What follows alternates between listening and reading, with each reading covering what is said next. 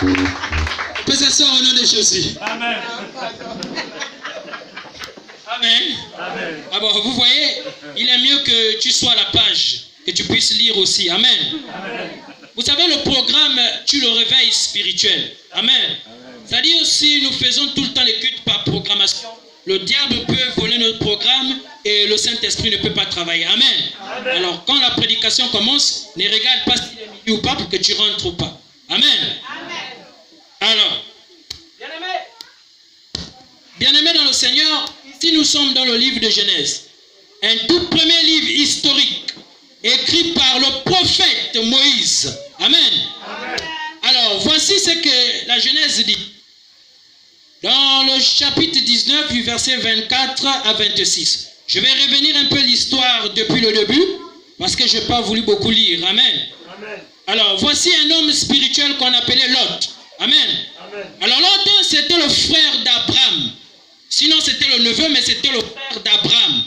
Amen. Amen. Alors, voici que les deux avaient une part d'héritage de leurs parents. Et les deux vont commencer à construire ensemble, à garder le bétail. Amen. Amen. Et un jour, les serviteurs de Lot et les serviteurs d'Abraham vont commencer à se disputer pour les richesses. Et voici que Abraham l'aîné vient vers Lot, il trouve Lot rentré dans les disputes entre les deux clans des serviteurs. Alors voici Abraham qui dit à son frère Lot, il n'est pas bon de disputer pour les choses de la chair, pour les choses terrestres. Amen.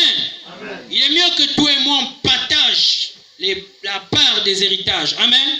Amen. Alors voici que l'autre dit, ok, je suis d'accord avec toi.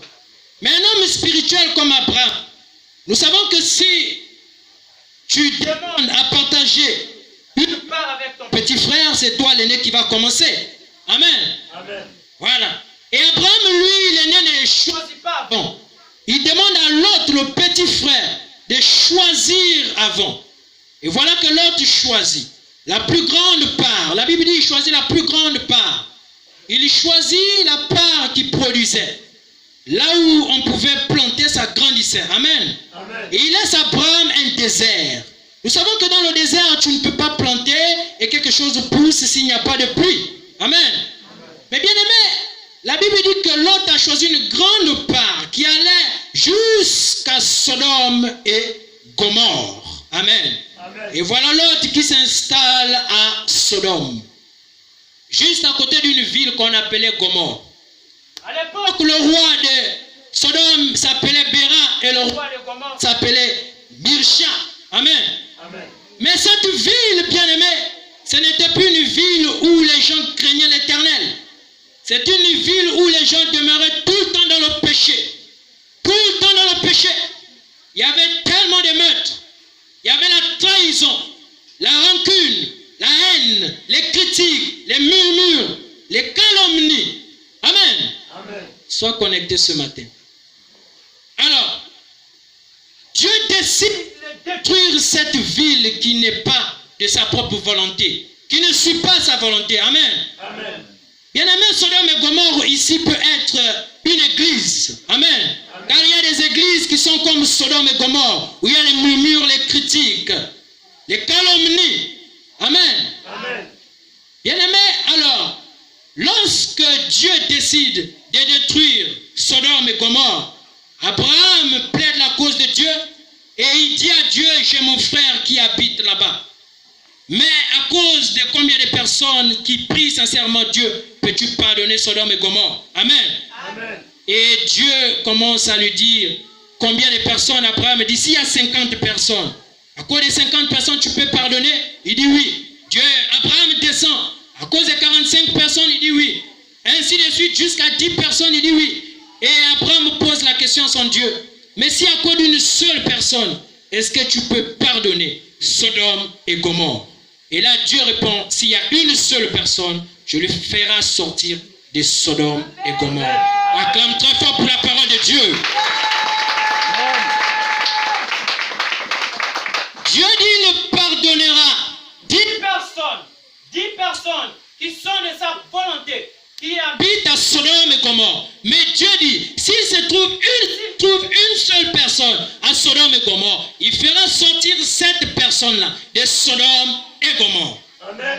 Et voilà que Dieu Envoie 2 anges à Sodome où résidait Lot. Lorsque les 2 anges arrivent, Lot est un homme spirituel car un homme charnel ne peut pas détecter les messagers de Dieu. Amen. Alors l'homme spirituel, connaissant toujours, tous les jours, priant Dieu sans cesse, comme dit la parole, voit 2 étrangers venir dans sa ville. Et lui, il invite les 2 étrangers dans sa maison. Il donne à boire, il donne à manger. Mais vous savez, lorsqu'il y a des étrangers dans un petit village, tout le monde peut être au courant. Amen. Et c'est une ville qui n'aimait pas recevoir des étrangers.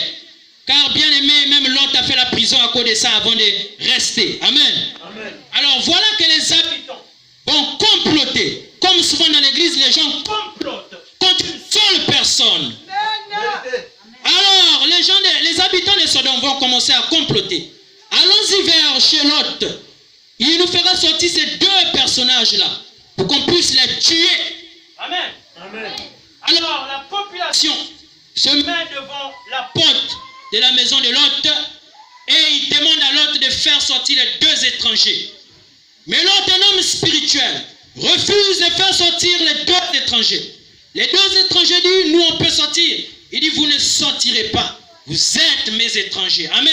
Amen. Alors Lot dit, je prendrai votre place. Il sort, il dit aux habitants, celui qui veut toucher aux 2 étrangers, va falloir que tu me touches d'abord. Il va falloir que tu me touches d'abord. Dieu dit qu'avant qu'on ne te touche, il va falloir qu'on le touche d'abord. Amen.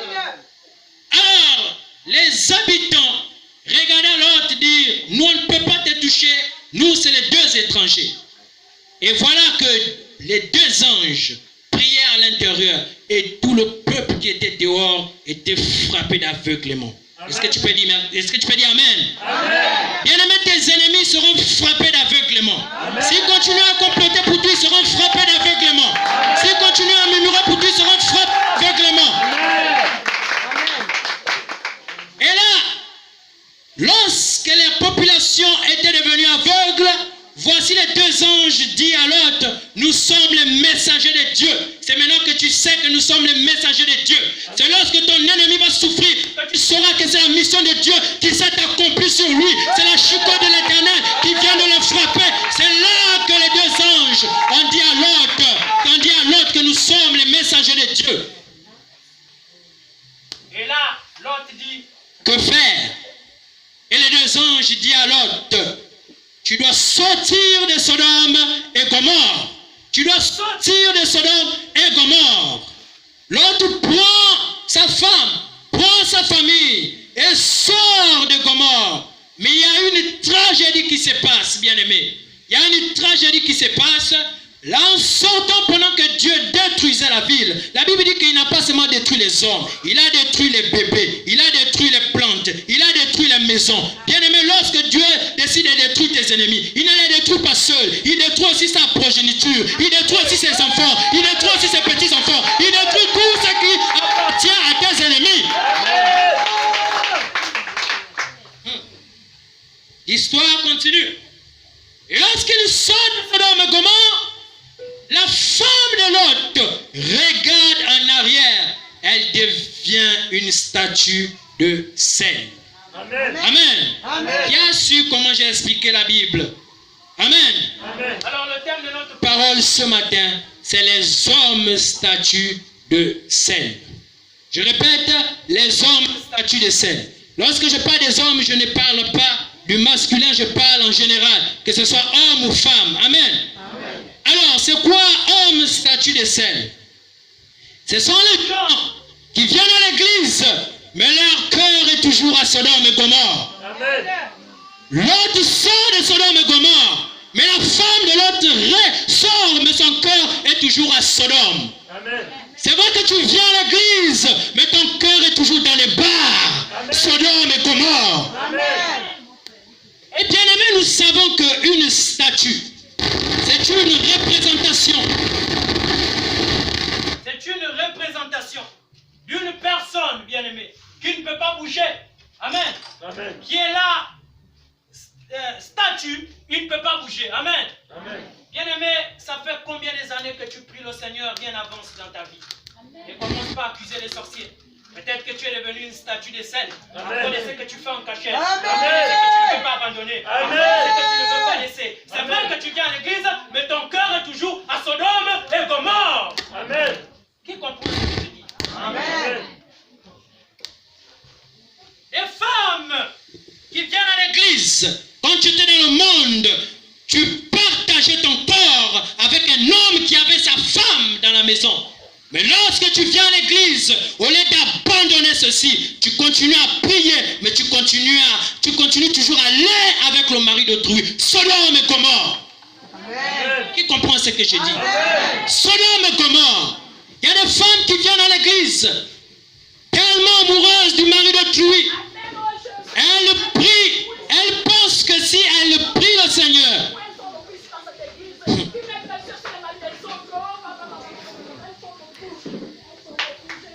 suivez ici, s'il vous plaît. S'il y a la sécurité, pardon, s'il vous plaît. Bien-aimé, il y a des femmes qui pensent qu'elles s'attachent au mari d'autrui en venant à l'église, voire même les hommes de Dieu, pensant que l'homme de Dieu va faire un travail pour elle, pour que cet homme abandonne sa propre femme pour elle. Mais je vais te dire quelque chose. Dieu ne fait pas de modifications. Dieu démolit et puis reconstruit. Dieu démolit et puis reconstruit. Lorsqu'il voulait reconstruire Sodome et Gomorrhe, il a cassé Sodome pour reconstruire une nouvelle ville. Il a mené l'autre dans une nouvelle ville avec ses deux filles. Il les a fait sortir de Sodome et Gomorrhe. Combien de temps tu pries? Seigneur, ça n'avance pas. Je n'ai pas le travail. Je n'ai pas les enfants. Je n'ai pas ceci. Pourquoi m'as-tu abandonné? J'aimerais te dire quelque chose. La main de l'Éternel n'est pas courte pour te guérir, pour te laver, pour te nettoyer, pour te sauver. Mais c'est à cause de ton cœur qui est resté à Sodome et Gomorrhe. Tu es devenu une statue de sel. Amen. Même ta spiritualité est bloquée. Ton niveau de prière est bloqué. Tu as un niveau de prière. Tu consommes ton niveau de prière. Quand tu ne pries pas pour ton prochain. Lorsque l'autre sort de Sodome et Gomorrhe, c'est parce qu'Abraham a pensé à lui. C'est parce qu'Abraham a pensé à lui. Et ça l'a fait sortir de Sodome et Gomorrhe. Mais toi, en tant que chrétien, à qui penses-tu?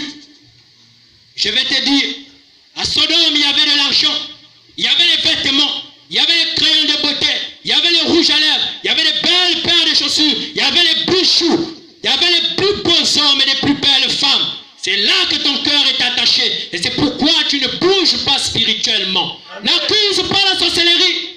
N'accuse pas Dieu. N'accuse pas les hommes de Dieu. C'est toi le problème. C'est ton cœur qui ne veut pas changer. C'est ton cœur qui ne veut pas quitter Sodome et Gomorrhe. Physiquement, on te voit à l'église, tu es présente ou présent. Mais là, tu penses à quoi? D'autres après le culte, ils iront rendre grâce à la maison pour le culte que Dieu les a accordé aujourd'hui. Mais toi, où iras-tu? Congo c'est toujours. Congo c'est toujours. Sodome et Gomorrhe. Congo c'est toujours. Tu finis ton culte avec les Congossas. Tu passes le culte, mais tu penses comment est-ce que tu vas critiquer tel ou Y, Sodome et Gomorrhe. Tu es avec nous physiquement, mais ton esprit est ailleurs. Ton esprit est resté à Sodome et Gomorrhe.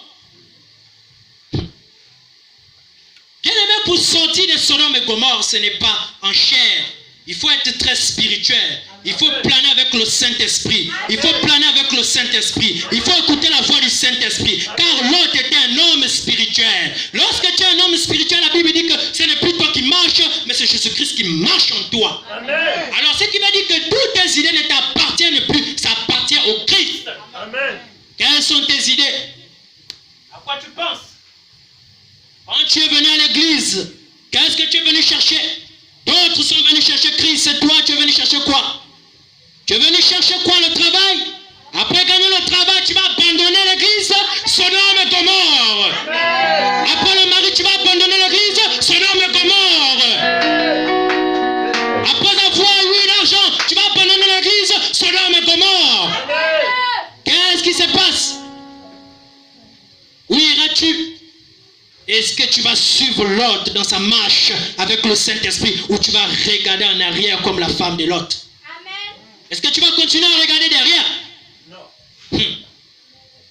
On va parler un peu de la plénitude du Saint-Esprit qui fait sortir un homme de Sodome et Gomorrhe. Si Papa Stéphane est là, pour Ézéchiel chapitre 47, du verset 3 au verset 6, 5, 5, ok, on y va.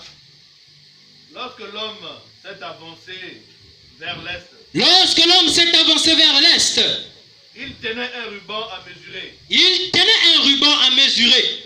Il a mesuré 500 mètres. Il a mesuré 500 mètres. Puis il m'a fait traverser l'eau. Et puis il m'a fait traverser l'eau. J'en avais jusqu'aux chevilles. J'en avais jusqu'aux chevilles. Il a mesuré encore 500 mètres. Il a encore mesuré 500 mètres. Il m'a fait traverser l'eau. Il m'a fait traverser l'eau. J'en avais jusqu'aux genoux. J'en avais jusqu'aux genoux. Il a mesuré encore 500 mètres. Il a encore mesuré 500 mètres. Et m'a fait traverser. Il m'a fait traverser. J'en avais jusqu'à la taille. J'en avais jusqu'au rein, la taille, les reins, dans d'autres versions. Il a mesuré encore 500 mètres. Il a encore mesuré 500 mètres. C'est devenu un torrent que j'étais incapable de traverser. C'est devenu un torrent que j'étais incapable de traverser. Est-ce que tu peux acclamer très fort pour la parole? 500 mètres après chaque étape. 500 mètres, c'est une distance qui a la marche du Saint-Esprit par chaque étape, chaque escalier. D'autres veulent qu'à Sodome et Gomorrhe, c'est du tic-au-tac, c'est vrai. Avec Jésus-Christ, c'est du tic-au-tac, mais parfois avec Jésus, c'est tic-tac. Qui a compris ce que je dis? Amen. Tu es venu ici, ton corps s'est arrêté. À la fois, j'arrête. Mais parfois, la foi Bluetooth, ça prend du temps. Mais d'autres veulent tic-tac, tic-tac, tic-tac, tic-tac. Et tu deviens supérieur.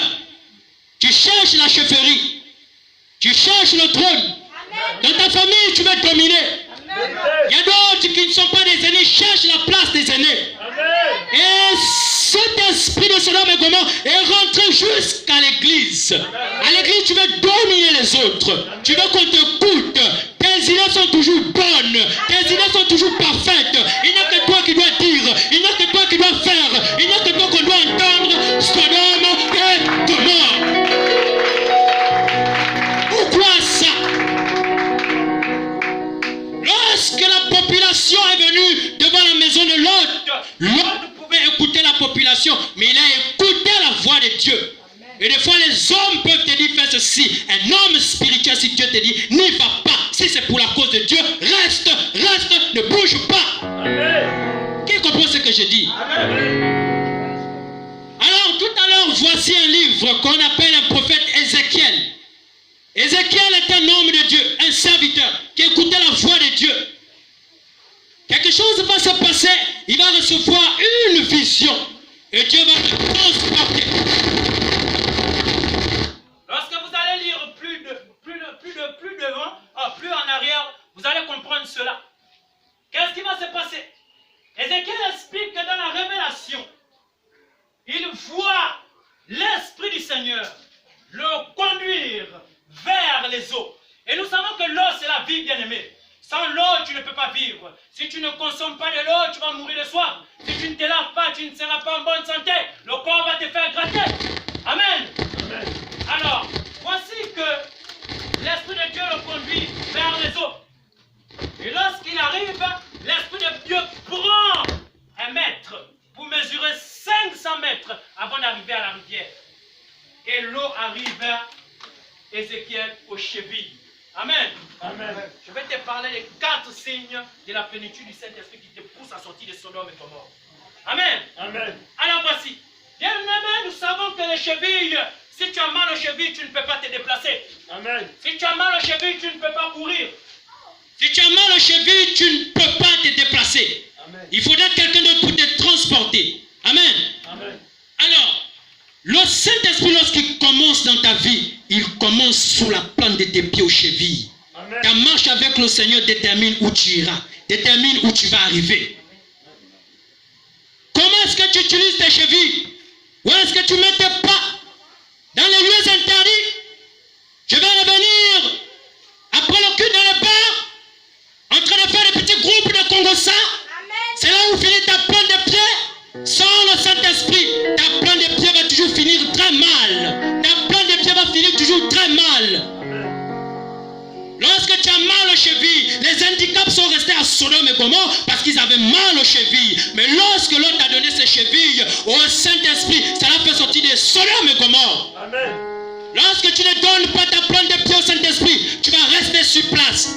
Tu ne vas pas bouger spirituellement, ni physiquement. Amen. Amen. Aujourd'hui, les gens marchent dans le néant. Ils ne laissent plus l'Esprit de Dieu les guider. Ils font leur propre pas. Ils veulent que Dieu termine. C'est comme quelqu'un qui veut construire une maison. Il commence à mettre des pierres en désordre et puis il appelle l'architecte. Mais je te dis que ton architecte va démolir ce que tu venais de faire et puis il va reconstruire. Et d'autres, souvent c'est comme ça. Il commence, mais lorsqu'il rentre en Christ, il trouve que c'est mal, il pense que c'est Dieu. Tu as commencé très mal, tu as mal commencé tes pas. Amen. Amen. Deuxième niveau, Dieu prend encore 500 mètres. Il mesure encore. Il marche vers les eaux. Et l'eau est arrivée maintenant aux genoux. Amen. Amen. Et bien aimé, nous savons que les genoux, c'est l'équilibre du corps. Tu peux tomber sans pliant tes genoux, sans redressant tes genoux que tu vas marcher. Amen. Amen. Bien aimé, l'équilibre du corps. Si tu laisses ton équilibre avec le Saint-Esprit, tu peux tomber. On peut te tenter, tu resteras toujours debout. On peut te persécuter, tu resteras toujours debout. On peut te critiquer, tu resteras toujours debout. On peut te jalousier, tu resteras toujours debout. On peut te régner, tu resteras toujours debout. On peut même te chiffonner. Ton équilibre spirituel, si tu le donnes au Saint-Esprit, il te fera sortir de Sodome et Gomorrhe. Amen. Troisième niveau. L'Esprit de Dieu prend encore 500 mètres. Il mesure. Et lorsqu'il arrive, l'eau arrive maintenant au rein. Bien aimé, nous savons que le rein, c'est le centre du corps. C'est le centre du corps. Tu peux marcher longtemps avec tes pieds. Tu finiras par avoir mal au dos. Tu peux rester longtemps allongé. C'est le dos qui aura mal. Et bien aimé, le dos a la capacité de supporter des poids. Si tu es chrétien, tu ne dis pas que tu ne supportes pas les poids. Tu resteras à Sodome et Gomorrhe. Tu ne pourrais pas soulever ton bagage pour sortir de Sodome et Gomorrhe. Qui comprend ce que je dis? Amen. Dans la vie, tu dois supporter quand tu es critique. C'est un poids. Tu dois supporter quand tu chasses, quand tu méprises même dans ta famille. Tu dois supporter quand tu ne regardes pas. Et si tu te lamentes pour ça, tu n'as pas la capacité de supporter le poids. Ton rein n'a pas la capacité. Et sans le Saint-Esprit, ton rein ne peut pas supporter le poids. Amen. Dernier niveau. Il tire encore 500 mètres. Et là, c'était un torrent.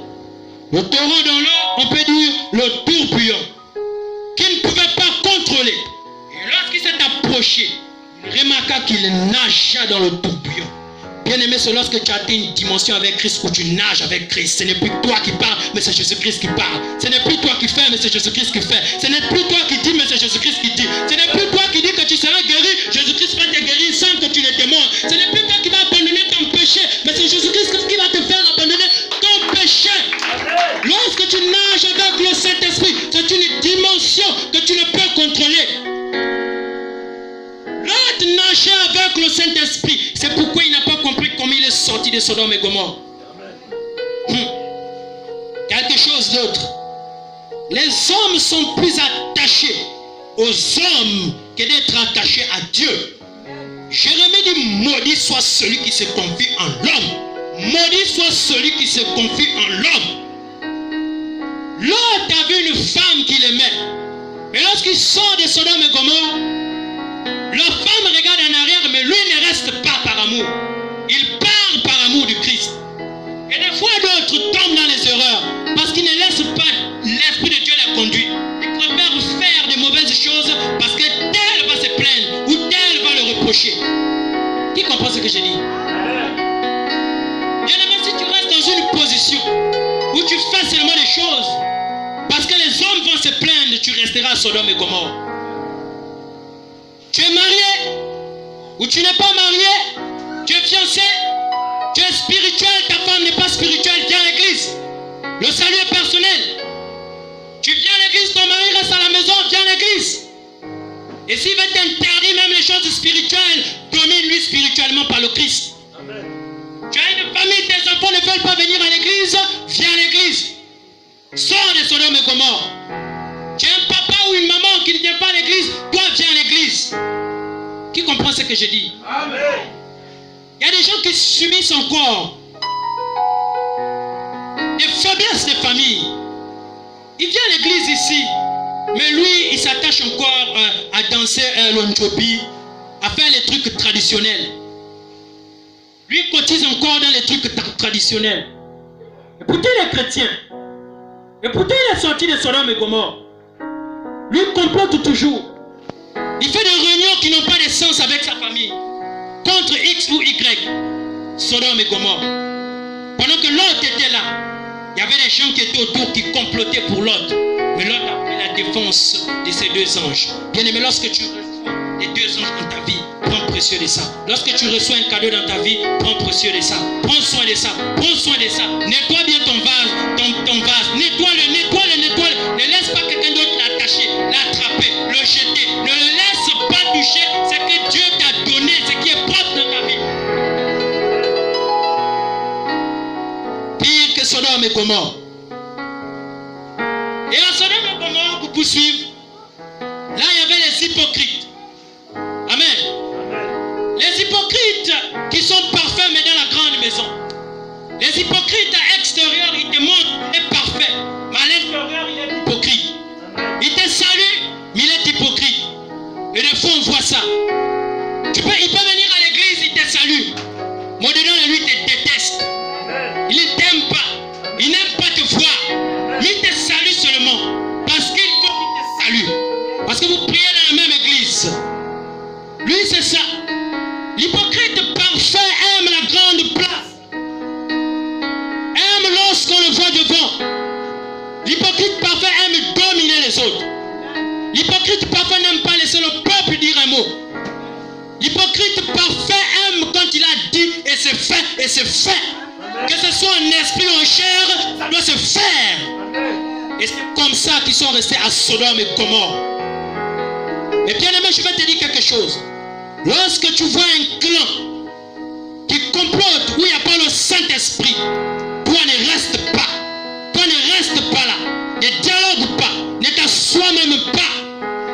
Car parfois il y a des réunions dans les familles que Dieu n'est même pas dedans. Et des fois cette maladie arrive à l'église. Des fois il y a des réunions où Dieu n'est même pas dedans. Sodome et Gomorrhe. Vous savez, en arrière il y avait les habitants qui voulaient construire la tour de Babel. Vous connaissez la tour de Babel? Ils voulaient construire un château qui quitte du sol jusqu'en haut. Et là Dieu dit à ses anges, regarde ces hommes, ils sont en train de construire une tour. Ils sont en train de s'unir ils s'entendent pour construire une tour. Descendons, on va les confondre. Et des fois c'est ça, lorsqu'il y a des réunions qui ne démontrent pas la présence du Saint-Esprit, Dieu descend et il confond tout. Amen. Alors lorsqu'il descend pour confondre les hommes parlaient maintenant diverses langues. D'autres le Nzebi, d'autres le Teke, d'autres le Fan. Pourquoi? Pour éviter de comploter et construire ce qui est mauvais. Amen. Sodome et Gomorrhe. Et lorsque, souvent à l'église, il y a des réunions, si vous voyez seulement qu'il y a une discussion, une confusion de Dieu. Si seulement vous commencez à parler des choses, même à la maison, qu'il y a discussion, sache que Dieu n'a pas approuvé cela. Là où il y a l'Esprit de Dieu, il n'y a pas de discussion. Les apôtres pouvaient parler de Jésus, mais ne disputez pas. Chaque fois que tu vas mener une idée, si tu vois qu'il y a contradiction, sache que l'Esprit de Dieu n'est pas là. Ne force même pas. Et par la suite, malgré que Dieu comprend les langues, il cherche un interprète. Et Dieu va trouver un interprète pour s'entendre. Et des fois, quand il y a discussion, au lieu de laisser, la réunion va jusqu'au bout. Et ça finit par chuter.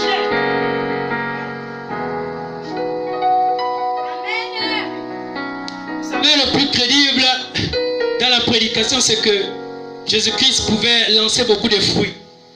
Lorsqu'il arrivait, il trouvait les paralytiques, il guérissait les paralytiques, il faisait voir les aveugles. Et là, les gens étaient aux acclamations. Il fut un temps où le peuple demandait, les serviteurs de Dieu demandaient de vraies choses à Jésus-Christ, mais il y a une autre population qui venait parce qu'ils avaient faim. C'est pourquoi Jésus a multiplié un pain en 1000 pains. Et là, tu pouvais voir les gens danser. C'est par exemple là, si je prêche la prospérité, oh, ça va crier Amen. Si je prêche la bénédiction, ça va crier Amen. Mais si je prêche que tu vas réussir, tu vas crier Amen. C'est lorsque je touche ton point que tu ne cries plus Amen. Mais Dieu ne fait pas la combine. Dieu construit ce qui est bon, il te demande, il te donne les interdits de tout ce qui est bon. Lorsque Dieu dit tu vas avancer, il y a le commandement, il y a les lois. Il ne te demande pas seulement d'avancer dans la joie. Il y a les interdictions. C'est pourquoi Moïse était allé chercher la table des 10 commandements. Amen. Parce qu'il trouvait que le peuple Israël commençait maintenant à adorer les veaux d'or, à commencer à danser et boire. Et des fois à l'église c'est ça. Le Seigneur c'est seulement manger, boire, danser. Ce n'est pas ça le Seigneur. Le Seigneur c'est construire, convertir les âmes, prêcher la parole, amener la bonne nouvelle. Sodome et Gomorrhe. En cette fin d'année, tu dois regarder comment est-ce que j'étais dans mon ancien temps. L'année 2018, comment est-ce que je l'ai passé?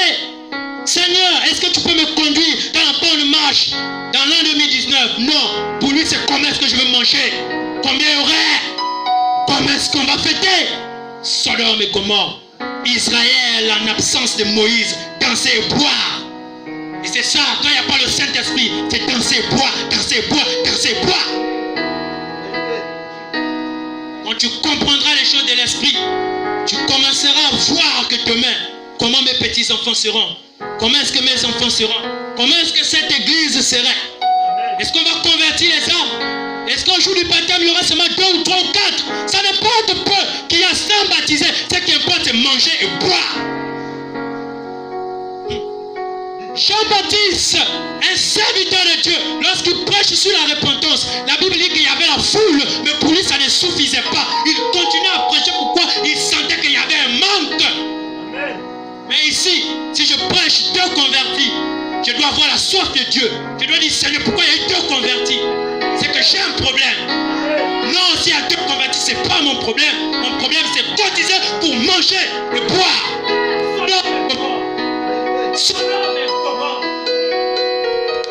La Bible dit que Jésus-Christ dit tout ce qui rentre ici sort en arrière. Et ça ne reste pas. Mais lorsqu'il te donne un don, ça reste. Et tu grandis avec ça. Et tu fais les choses avec. Et tu convertis les âmes avec. Tu peux prêcher la nouvelle. Ça reste. Tout ce qui sort n'a pas d'utilité. Ce qui est utile, c'est ce qui reste. C'est ce qui reste, ce qui est utile. Sodome et Gomorrhe. Regardez un peu comment vos enfants sont en train de passer leur vie. Sodome et Gomorrhe. Les jeunes filles qui viennent à l'église ne laissons pas l'air sexy. Pourquoi leur cœur est attaché aux vêtements de Sodome et Gomorrhe, les prêt-à-porter de Sodome et Gomorrhe, les prêt-à-porter de Sodome et Gomorrhe. Et ça, tu ne le conseilles pas. En tant que mère spirituelle, tu regardes avec tes yeux. Pourquoi? C'est qui te fait plaisir aux yeux. Si l'autre avait suivi l'habillement de sa femme, il pouvait rester. Il a dit, je ne suis pas ça. Des enfants qui dominent maintenant les parents. Une mère qui a le Saint-Esprit, elle parle à son enfant et l'enfant répond. Pourquoi? L'esprit de Sodome et Gomorrhe. Maman, nous sommes au temps moderne. Si tu t'es pas habillé dans ton temps passé, laisse-moi m'habiller. Laisse-moi sortir. Laisse-moi aller consommer. Laisse-moi aller boire Sodome et Gomorrhe. La Bible dit que Jésus-Christ reviendra. Un grand secret qu'il n'a pas livré aux chrétiens. Parce qu'il sait que les chrétiens resteront toujours à Sodome et Gomorrhe. Il n'a pas dit le jour. Il dit, je reviendrai comme un voleur. Béni soit Dieu que je prêche là. S'il vient là, il me trouve en train de prêcher.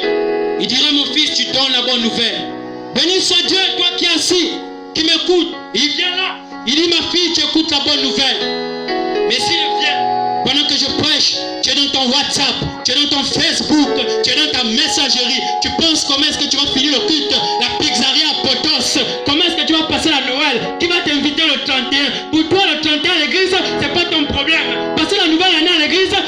ton problème. D'ailleurs, même tu as un programme. Après le 31, pour le premier à l'église, à 6 h, tu iras encore à Potos.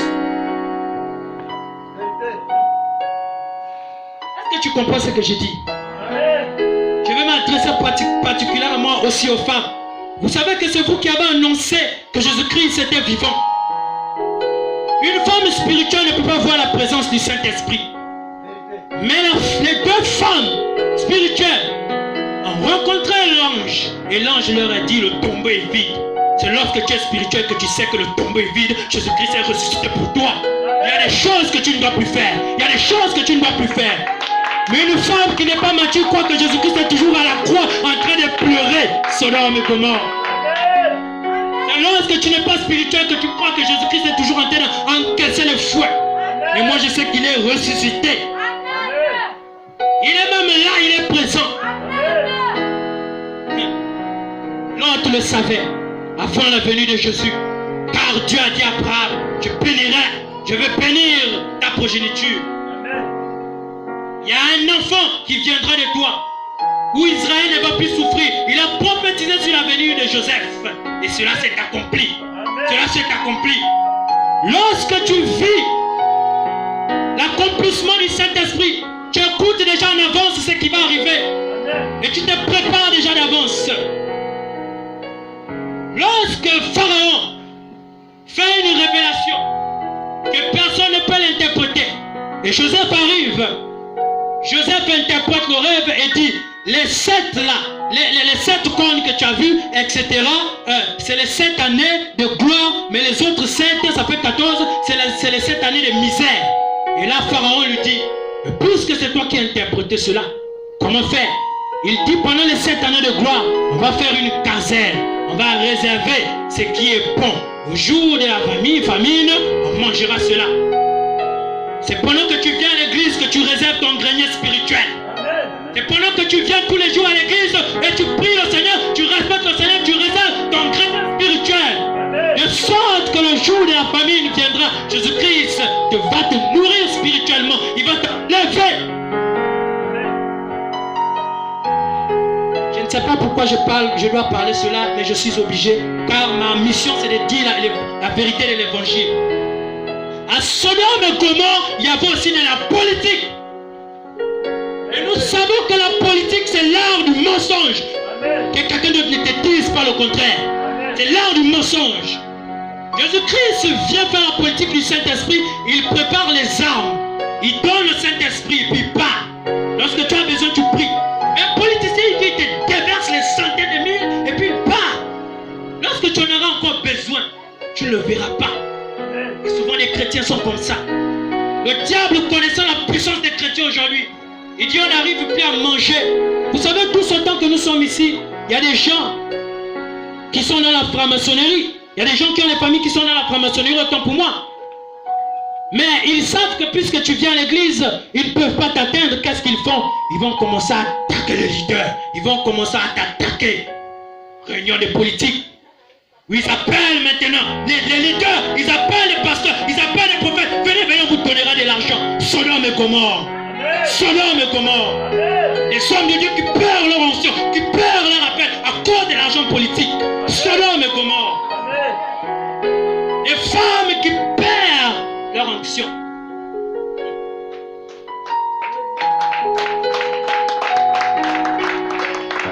Homme, statue de sel. Je te dis ce matin, si tu es dans cette position, l'eau du Saint-Esprit va te toucher et tu vas recommencer à marcher. Tu vas recommencer à marcher avec le Christ. Tu vas te déplacer et tu vas sortir de Sodome et Gomorrhe. Les femmes qui sont au foyer, disons qu'elles ont le Saint-Esprit. Elles voient comment son mariage tend. Elles, au lieu d'invoquer l'Éternel et Yahweh, elles donnent les informations partout. Sodome et Gomorrhe. Tu oublies que celui avec qui tu donnes l'information, c'est celui qui est venu attendre l'ange là devant la porte. C'est celui qui est venu attendre l'ange. Tu ne gardes pas le secret. Vous savez, la Bible dit que Jésus-Christ n'est pas contre ceux qui parlent, mais il dit, je suis contre ceux qui parlent beaucoup. Beaucoup.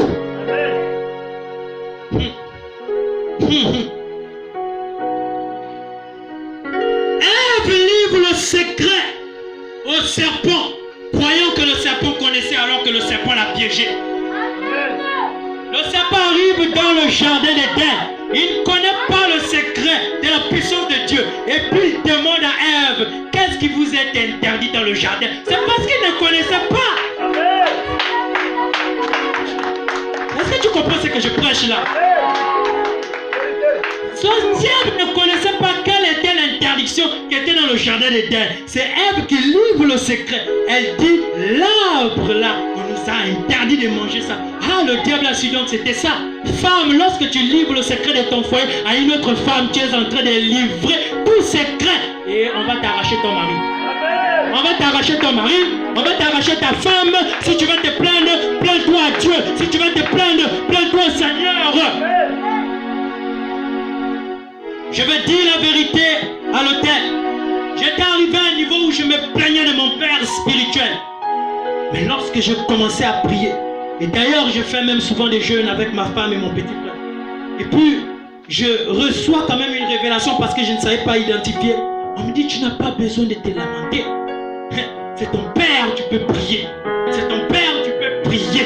Tu peux prier. Je dis, Seigneur, je crois. Parce que je crois à mon père. Parce que ce qu'il a, c'est grand. Ce qu'il m'a donné, c'est grand. Ce qu'il partage, c'est grand. Et j'ai commencé à prier.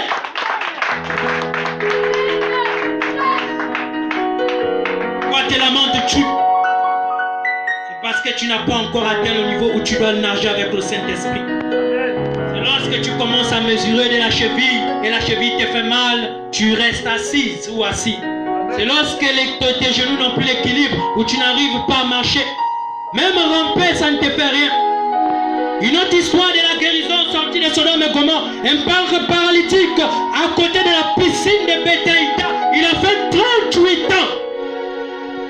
Mais vous aussi, un paralytique, il pouvait ramper et tomber dans la piscine. Il fait 38 ans. Pourquoi? Paresse spirituelle. Et des fois, c'est ce qui nous tue. On est paresseux spirituellement.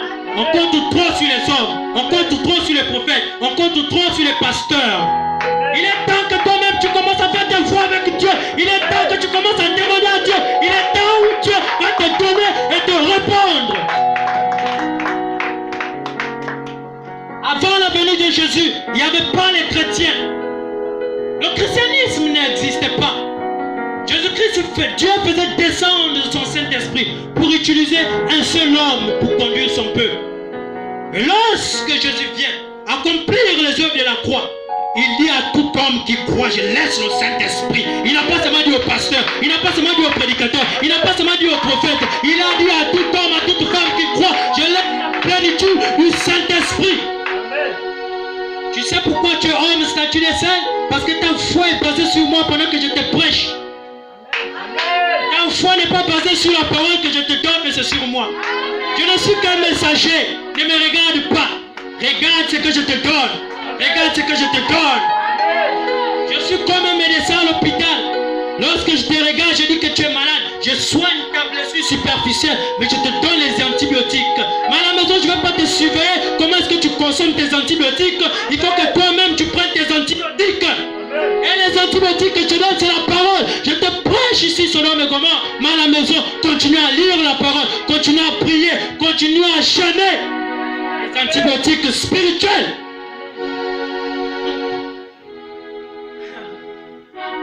C'est dommage, j'ai compris une chose. Les apôtres à côté de Jésus, les collaborateurs, ils étaient onctionnés. Apollos, qui était le plus grand prédicateur de Jean-Baptiste, était onctionné. Et dans cette église aujourd'hui, l'homme de Dieu a l'onction, les collaborateurs sans onction. Ah, famine, que ça s'arrête. Que ça s'arrête. Ce n'est pas la faute de l'homme de Dieu, c'est la faute des collaborateurs. Car il y a des collaborateurs qui cachent encore des choses à l'homme de Dieu, qui cachent des choses à Dieu. Judas pouvait marcher à côté de Jésus, mais c'était un traître. Comprendra l'évangile. Il y a des collaborateurs qui marchent à côté de l'homme de Dieu, mais qui ont encore des domaines secrets. Amen. Tu vois, il trompe sa femme, mais il ne dit pas à son père spirituel, je trompe encore ma femme. Tu vois, il consomme de l'alcool, il ne dit pas. Incapable de libérer une puissance. Incapable de croire. Lui seulement sa croyance, c'est l'homme de Dieu. Faible. Les églises aujourd'hui ne grandissent plus à cause de ça. L'homme de Dieu t'a tout donné, il ne t'a pas caché, il t'a livré la Bible. Mais il ne va pas te suivre comment est-ce que tu la médites. Il ne va pas te suivre à la maison. Cherche toi-même. Sors de Sodome et Gomorrhe. Amen. Encore pour le Seigneur.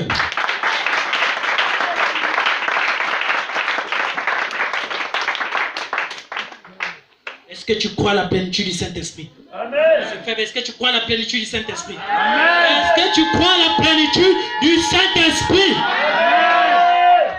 Croire à la plénitude du Saint-Esprit, c'est marcher avec le Christ sans crainte.